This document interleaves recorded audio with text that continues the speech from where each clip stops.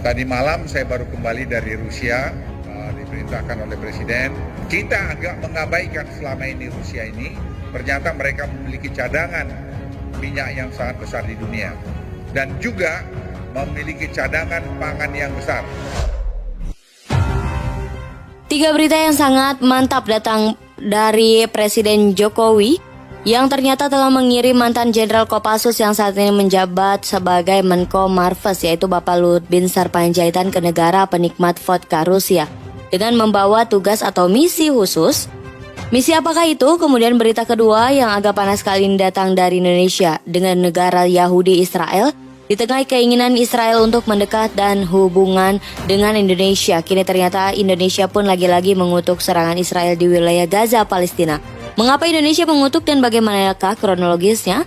Setelah ini kita bahas. Kemudian berita ketiga yang cukup matang datang dari alutsista baru TNI Angkatan Laut, yang dimana kini TNI Angkatan Laut pun menambah lagi 9 kapal perang baru untuk mengganti alutsista kuno yang sudah uzur. Kapal perang apa sajakah itu?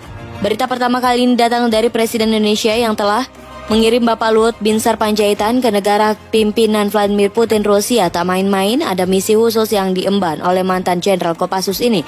Sebagai Menko Marves, dikutip dari banyak sumber berita berikut, kedatangan Bapak Luhut Rusia pun adalah karena negara tersebut sedang konflik dengan Ukraina yang dampaknya kini memicu terjadinya pelonjakan harga minyak mentah dunia di Moskow. Luhut pun mengaku bertemu dengan Wakil Perdana Menteri Rusia untuk menanyakan kapan perang akan berakhir, dan jawaban yang didapat adalah belum ada kepastian. Kemudian dari lobi-lobi tersebut, Luhut pun baru sadar bahwa Rusia memiliki cadangan minyak mentah terbesar kedua di dunia. Begitu pula dengan stok pangan yang melimpah. Beliau katakan, kita abaikan Rusia selama ini, tapi ternyata mereka punya cadangan minyak dan pangan yang luar biasa. Pertemuan maraton kemarin sudah sangat baik hasilnya, ujar Bapak Luhut. Selain itu, beliau juga membahas mengenai investasi Rusia di sektor kilang petrokimia di Tuban, Jawa Timur. Luhut mengatakan bahwa dia bersama dengan Direktur Utama PT Pertamina, yaitu Ibu Nike Widiawati, dan juga Wakil Menteri BUMN bertemu dengan Deputi Prime Minister Rusia dan membahas perihal kelanjutan Rusia dalam menanamkan investasinya di kilang petrokimia Tuban. Dan hasilnya beres. Tidak ada isu macam-macam, Rusia tetap bersedia memberikan crude oil atau minyak mentah. Mereka malah pihak Rosneft Rusia yang mengejar Indonesia, kapan bisa tanda tangan Indonesia Rusia, mantap. Kemudian berita kedua yang cukup panas datang dari Indonesia dan Israel. Di tengah usaha Israel untuk mendekat dan menjalin hubungan dengan Indonesia, kini ternyata lagi-lagi Indonesia melalui Kementerian Luar Negeri mengutuk serangan Israel di wilayah Gaza. Seperti yang kalian tahu, baru-baru ini terjadi serangan roket dan rudal para milisi di Palestina. Dan militer Israel, kabarnya roket-roket itu pun banyak berhasil ditangkis oleh rudal-rudal pertahanan Iron Dome. Namun tak cuma itu, Israel pun ternyata meluncurkan sederet serangan udara ke jalur Gaza, Palestina sejak Jumat 5 Agustus kemarin.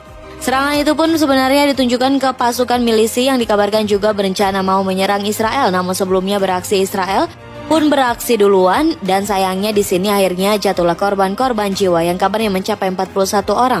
Tak tinggal diam, Kementerian Luar Negeri Indonesia pun langsung mengutuk keras serangan Israel di jalur Gaza Palestina itu dan juga mendorong Perserikatan Bangsa-Bangsa alias PBB untuk mengambil langkah nyata, sehingga dengan demikian korban berjatuhan pun bisa berkurang dan situasi yang memburuk bisa terhindar. Namun di sini Israel pun ternyata membantah. Pasukan Tel Aviv pun mengatakan bahwa bukan mereka yang menyebabkan jatuhnya korban. Namun hal itu justru disebabkan oleh gempuran roket-roket milisi Gaza yang salah tembak atau gagal dilakukan ke wilayah Israel. Dan terlepas dari hal itu semua, baiknya kini kedua belah pihak pun dikabarkan telah berdamai berkat mediasi dari negara Mesir. Namun usai gencatan senjata, disepakati pasukan Israel pun kabarnya lagi-lagi meluncurkan serangan ke jalur Gaza. Dan sirine pun kembali meraung, di mana katanya merupakan tanggapan atas roket yang lagi-lagi ditembakkan oleh milisi ke negara Israel. Entah sampai kapan mereka akan berdamai, namun kita doakan saja semoga wilayah Israel-Palestina ini dapat bisa damai, rukun, dan bersatu kembali. Berita ketiga yang cukup matang datang dari alutsista TNI Angkatan Laut TNI. Kini dikabarkan telah menambah 9 kapal perang untuk mengganti kapal-kapal perang lama yang telah berusia uzur alias tua. Ke-9 kapal perang ini pun berjenis kapal IST atau Landing Ship Tank. Kepala Staf Angkatan Laut atau KSAL Laksamana TNI Yudo Margono pun menyatakan bahwa pihaknya akan kembali menghitung kebutuhan kapal demi pemenuhan target kekuatan pokok minimum alias Minimum Essential Force atau MEF di masa depan. Jadi tahun 2022 sudah pas 9 kapal untuk proyek penggantian alutsista, khususnya kapal 1 tahun yang sudah tua. Salah satu kapal jenis 1 tahun yang akan menambah kekuatan TNI Angkatan Laut adalah KRI Teluk Calang 524 yang telah diresmikan pada Senin 8 Agustus kemarin. Selain itu, sejumlah kapal lain yang telah ditambahkan terlebih dahulu menjadi TNI Angkatan Laut adalah KRI Teluk Yoteva 522, KRI Teluk Palu 523, KRI Teluk Weda 526, KRI Teluk Wondama 527, dan beberapa KRI lainnya, di mana yang terbaru KRI Teluk Calang 524 ini pun merupakan kapal angkut tank yang dipesan oleh TNI Angkatan Laut di galangan kapal PT Daya Radar Utama Lampung.